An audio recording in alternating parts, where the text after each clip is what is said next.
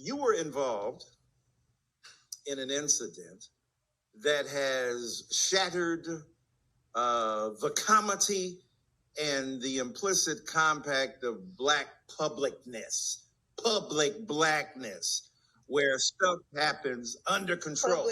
Now, I saw Denzel and I saw Tyler Perry, both men I know and love, but I saw Aunjanue Ellis speaking to Will Smith after the infamous slap. I ain't got no preconceived destination to which to take this. I just want to hear Aunjanue Ellis reflect on a seminal, powerful breakthrough moment, a destructive, hurtful, sad moment, a grieving moment, a celebratory moment, all wrapped together. Talk to us about what that means, what that meant, and you being there and what it felt like.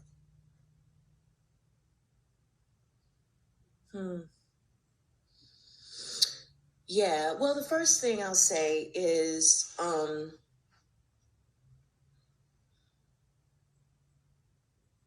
First, I want to talk about Will a little bit. You know, I've been in Will's life.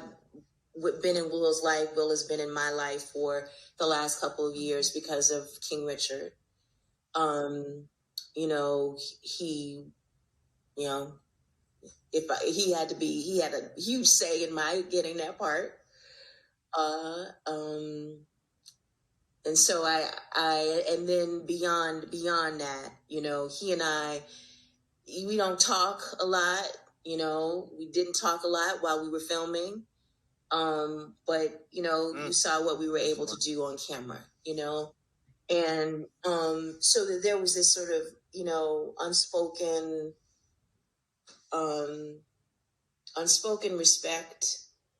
And what I didn't realize is that, you know, he had this sort of, you know, want and desire to take care of me and to protect me. And I didn't understand that. You know, but he did. And he showed that in a couple of different ways. Right. Now, this is separate from this. I did not get paid enough money to do King Richard at all. I got my salary for King Richard was abominable. It was terrible.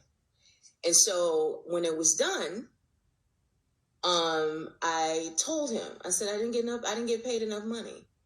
Now, Will was not involved in that part, but he's still a producer of the movie. You know what I mean? So I wrote to him and I said, well, you know, this is consistent with how Black women get treated.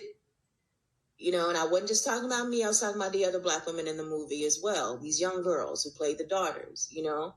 I said, we worked our tails off. And, you know, I got a little more, I was a little more elegant than that. But his response was to double my salary. Still wasn't enough, but at least he did that. And then he doubled everybody's salaries, including the white men, you know? And which speaks to this, and I've said this before, when Black women do well, everybody does well, you know? So there's that. And then, you know, we started doing the campaign for the movie and that kind of thing. And I would have to travel with him, and he would just make sure I was okay without talking to me. You know, he would just make sure that everybody made sure that I was okay. You know what I mean? And then he came to the Essence Awards and introduced me. He had to do that. You know, he doesn't like doing things like that. But he came there and he stood there where I was, you know, stood there on that stage where I was like going in with that queer down my shoulder, and I was going in on everybody that day. And he stood there. He put his, you know, he's always the center of attention, but he decentered himself, you know, for me in that moment. So I said all that to say, you know, it would be very, very hard for me not to stand in support of Will Smith. Very, very hard. Now, having said that, My support of Will Smith don't have nothing to do with what I feel about him personally. And I'll say this. I don't want to get into what I know and what I don't know about them because I don't know anything about their personal lives. But I know what I saw. I know what I saw. And I know what Miss Pinkett Smith speaks to in her own experience and her own pain with dealing with her losing her hair. She's talked about that. She's been very, very public about that. So when Chris Rock said what he said, I saw Will Smith turn and look at his wife. And he knows her better than everybody, right? So he was going to have to go home and live with her pain. He was going to have to hold her tears in his hand. He was going to do that. And there's that.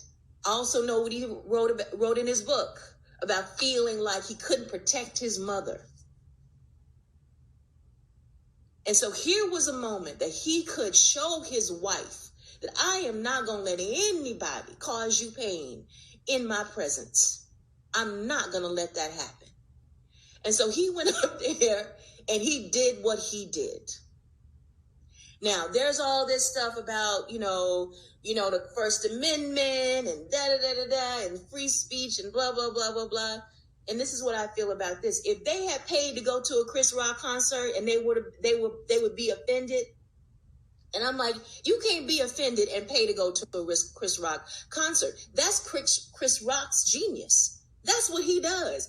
If you pay to go to his concert, you coming in there for that. That's his job. That's what he does. And God bless him for it. But in that environment, none of us paid for that. All them tickets was free. You know what I mean? We were just there. And Jada Pinkett wasn't even a nominee. She's just the wife of this man. Why did he pick on her?